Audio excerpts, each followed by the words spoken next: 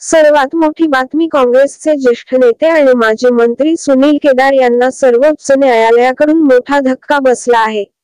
खालच्या कोर्टात हस्तक्षेप करण्यास नकार देत शिक्षेला स्थगिती देण्याच्या याचिकेवर सुनावणी करण्यास न्यायालयाने नकार दिला. विधानसभा निवडणुकीच्या तोंडावर न्यायालयाच्या या आदेशामुळे केदार यांच्या आगामी निवडणुका लढवण्याच्या शक्यतेवर प्रश्नचिन्ह निर्माण झाले आहे.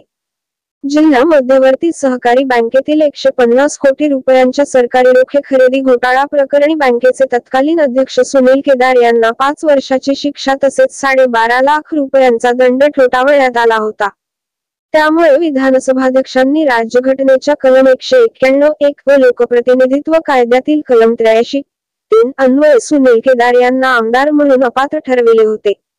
त्यानुसार सुनील केदार यांची आमदारकी रद्द झाली होती. बँक घोटाळा प्रकरणी न्यायालयाने दोषी ठरवल्यानंतर आता शिक्षेला स्थगिती मिळावी अशी याचिका सुनील केदार यांनी मुंबई उच्च न्यायालयाचे नागपूर खंडपीठात केली होती.